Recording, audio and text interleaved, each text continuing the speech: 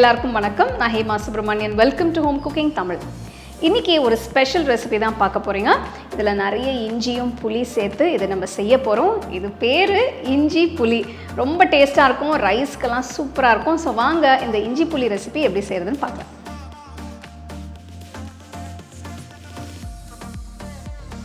இஞ்சி புளி பண்ணுறதுக்கு நான் ஒரு பெரிய எலுமிச்சைப்பழம் சைஸ் புளி எடுத்திருக்கேன். இதை நம்ம சுடு தண்ணி ஊற்றி ஊற வச்சுக்கலாம். சுடு தண்ணி ஊற்றி ஊற வச்சாச்சு. இது ஊறட்டும். அதுக்குள்ளே நம்ம இஞ்சியை கட் பண்ணலாம். நல்ல ஃப்ரெஷ்ஷாக இருக்கிற இஞ்சியாக பார்த்து யூஸ் பண்ணுங்கள். ஒரு பெரிய சைஸ் இஞ்சி எடுத்திருக்கேன். இதோட தோல் ஃபுல்லாக சீவிக்கலாம். தோல் சீவினதும் நல்லா கழுவிடுங்க. கழுவின இஞ்சியை இந்த மாதிரி பொடியாக நறுக்குங்க. இந்த ரெசிபிக்கு நான் டோட்டலாக 200 கிராம் இஞ்சி எடுத்திருக்கேன்.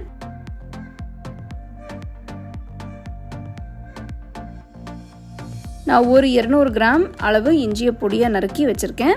இப்போ நம்ம இஞ்சி புளி ஆரம்பிக்கலாம். அடுத்து ஒரு கடாய் எடுத்துக்கோங்க. அதில் 6 டேபிள் ஸ்பூன் நல்லெண்ணெய் ஊற்றுங்க. நல்லெண்ணெய்க்கு பதிலாக நீங்கள் தேங்காய் எண்ணெய் கூட ஊற்றி செய்யலாம். ரெண்டுமே இல்லைன்னா நீங்கள் நார்மலாக வீட்டில் சமையலுக்கு யூஸ் பண்ணுற எண்ணெய் யூஸ் பண்ணிக்கலாம். எண்ணெய் சூடானதும் நறுக்கின இஞ்சியை போட்டு 5லிருந்து 10 நிமிஷத்துக்கு மீடியம் ஃப்ளேமில் வதக்குங்க.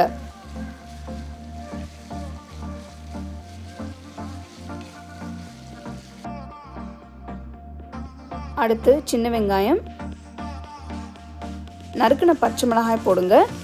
இந்த ரெசிபிக்கு நான் 15 மெலிசா நறுக்கின சின்ன வெங்காயம், அப்புறம் 4 பெரிய சைஸ் நறுக்கின பச்சை மிளகாயை எடுத்திருக்கேன். இதை 5 நிமிஷத்துக்கு அடுப்பை மீடியம் டு ஹை ஃப்ளேமில் வச்சு வதக்குங்க. இஞ்சி, சின்ன வெங்காயம், பச்சை மிளகாய் நல்லா வதங்கிடுச்சு.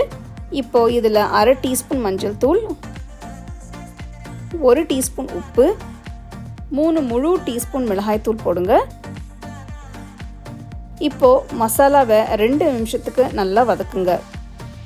மசாலா தூளெல்லாம் சேர்த்து வதக்கிறதுனால ஃப்ளேவர் ரொம்பவே நல்லாயிருக்கும்.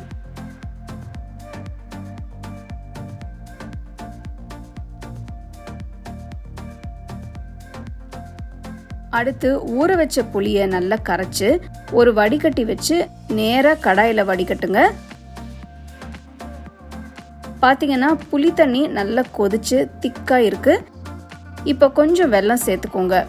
நான் வெல்லத்தை பவுடர் பண்ணி 7 டீஸ்பூன் அளவு சேர்த்துருக்கேன். வெல்லம் சேர்க்கறதுனால இஞ்சி புளிக்கு ஒரு நல்ல லைட்டான ஸ்வீட்னஸ் கிடைக்கும். இந்த ஸ்டேஜில் உப்பு கரெக்டாக இருக்கான்னு செக் பண்ணுங்கள். தேவைப்பட்டால் நீங்கள் ஃப்ளேவர் பேலன்ஸ் பண்ணுறதுக்காக கொஞ்சம் உப்பு சேர்த்துக்கோங்க. வெல்லம் சேர்த்ததுக்கப்புறம் 15 நிமிஷத்துக்கு அடுப்பை மீடியம் ஃப்ளேமில் வச்சு கொதிக்க விடுங்க. பார்த்தீங்கன்னா இஞ்சி புளி நல்லா கொதிச்சு திக்காயிடுச்சு.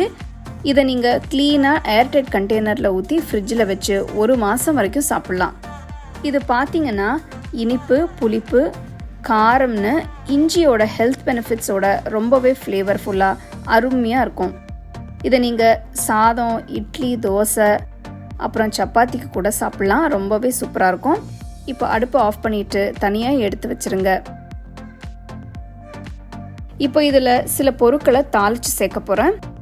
தாளிக்கிறதுக்கு 1/2 டீஸ்பூன் எண்ணெய், 1/2 டீஸ்பூன் உளுந்து, 1/2 டீஸ்பூன் கடுகு, 1/4 டீஸ்பூன் பெருங்காயத்தூள், 2 காஞ்ச மிளகாய் போடுங்க.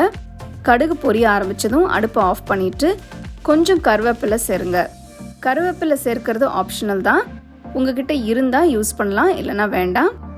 இப்போ இதை குழம்புல சேர்த்துருங்க. தாளிப்பு சேர்த்ததும் நல்லா கலந்து விட்டு அடுப்பை ஆஃப் பண்ணிடுங்க.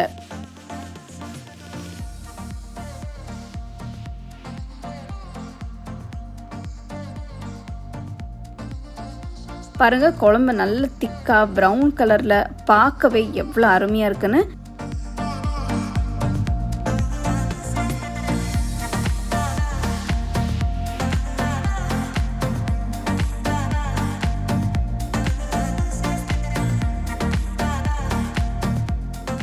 பார்த்தீங்க இல்லையா இஞ்சி புளி எவ்வளோ பிரமாதமாக இருக்குன்னு. இதில் வந்து இனிப்பு, காரம், புளிப்பு எல்லாமே இருக்குது. அதுவும் அந்த இஞ்சியோட ஃப்ளேவர்ஸ் ரொம்ப பிரமாதமாக இருக்கும்.